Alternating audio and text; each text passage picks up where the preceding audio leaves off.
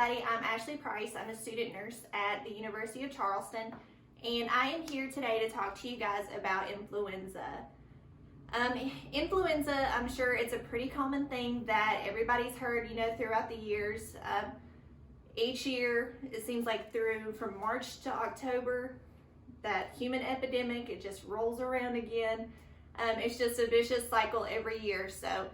But I just wanted to give you guys a few little informative pieces to kind of go on to kind of learn some more about the flu, what it's about, things that you need to do to kind of prevent getting the flu, spreading the flu, that kind of thing, so that we're all more aware of what we're doing so we can stop the spread of all these lovely sicknesses that are just going around constantly. So hopefully you guys get a little bit of knowledge out of this. So we're just going to jump right into it. So to start off, we're going to kind of talk about what the flu is.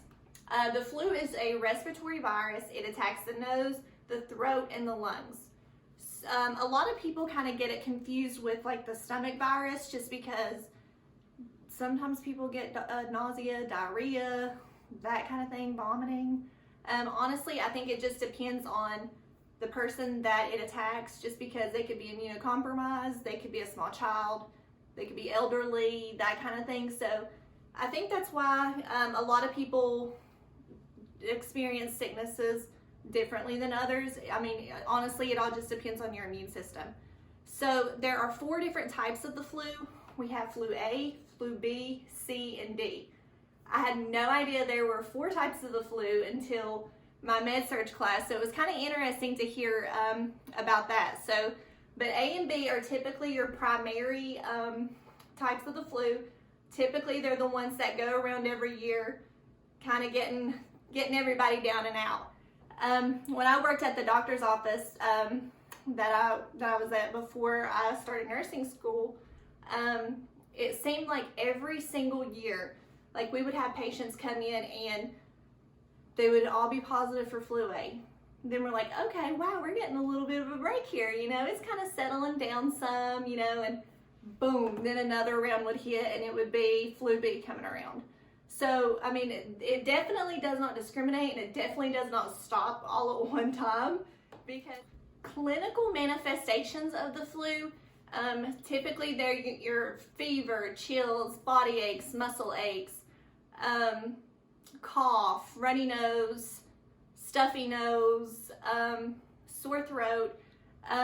Usually, whenever a patient would come into the office to get tested for the flu, we would always end up running a strep screen as well.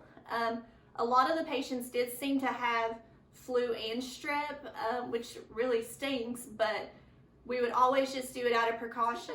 Complications with the flu, honestly, I think a lot of those are based off of your age, your immune system, because, I mean, a healthy person, of course, I mean, it's not as likely for them to get like pneumonia or bronchitis or endocarditis, anything like that, dehydration.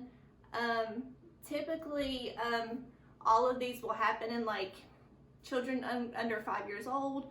They'll happen in adults over 65. Of course, you're immunocompromised. It can be very serious if you are not compliant also to your treatment. So if a doctor, say, prescribes you antivirals, decongestants, NSAIDs, anything like that, cough suppressants, you want to be sure that you are compliant to that treatment, because it is going to make you heal faster. And also rest, drink your fluids, make sure that you're doing everything possible in order to prevent furthering this sickness. Because I mean, just like people say, oh, the coronavirus is very serious, it can put you in the hospital, depending on, it's just the same thing with the flu. So you want to be, we can also have, of course, our yearly flu shot.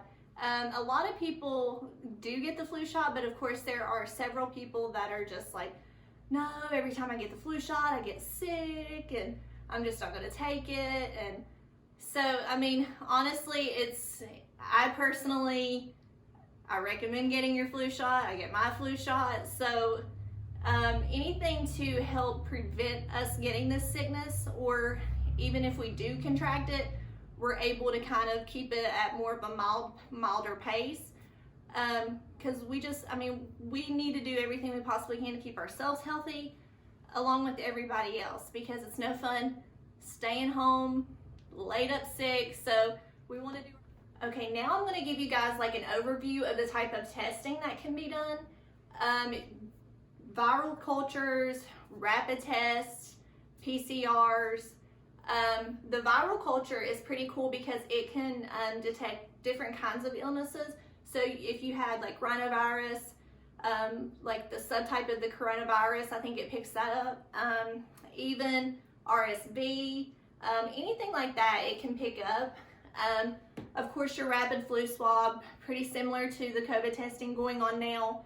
And also the PCR, which is of course the swab, and you send it off to LabCorp to have those results come back. The office I used to work at, they were kind enough to give me a flu swab so that I could kind of give you an example. What you do, you just take the swab, you ring it around, kind of get up there in the brain, ring it around a couple times on both sides.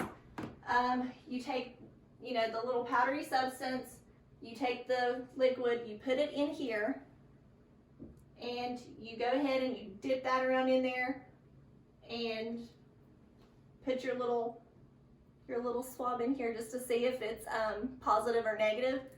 This one doesn't take, I don't think, as much time as what the Sofia machines do. Those machines typically, when you put in the sample, it'll take like 10 minutes to run. That one seems to be a little bit faster, but I do think that they like the Sofia machines more just because they seem to be a little bit more accurate and pick up a lot better. I know, like, a flu swab for me is way better than a strep screen, because no way, like, I would much rather have this thing like swirled up in my brain any day than getting a strep swab. So I'm taking the flu swab any day of the week. One of the poor nurses that I used to work with, she had to give me a strep swab one time, and oh my word, that poor woman, she put that swab near my mouth, and I took her hand and I just threw it right out. I'm like, not today. Not today, Satan. It's not happening. But yeah, I mean, all the tests are pretty well effective and accurate. So to provide the best possible care for your patient, I think that it's important whenever they come into the office, of course you want to get their vitals. You want to make sure you get their chief complaint, listen to the patient, listen to the lungs, the heart. I mean, we were at an advantage where we could do in-house x-rays, we can do EKG, we can do anything like that. So if the lung sound off, we could go ahead and order a chest x-ray just to kind of catch pneumonia if it were starting to set up, bronchitis, anything like that. And I think it's important to educate your patient also, because you want them to know that you want them to be better.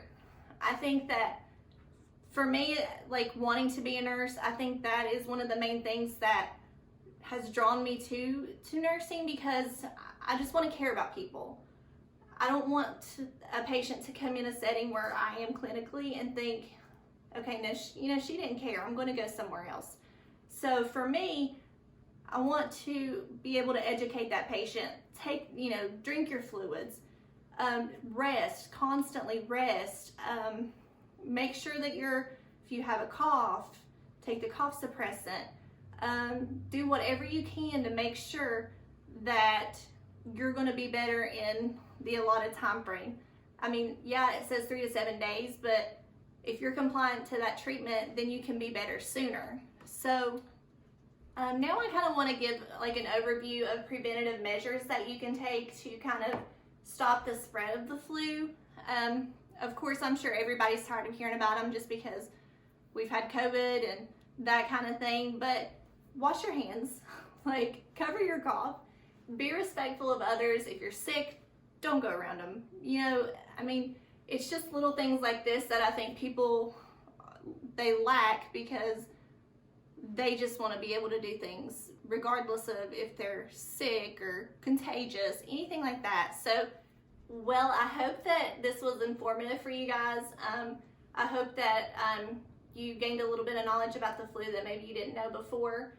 I hope that, you know, you get your flu shot. I hope that you help stop the spread of these types of sicknesses from going around, and just be conscious of others. And I hope that the flu swab demonstration didn't scare y'all too bad. So I know it sucks. Like after COVID, I'm sure we're all just sick of having stuff shoved up into our brains. But like I said, I hope this was informative for you, and I hope that you got a little bit out of it.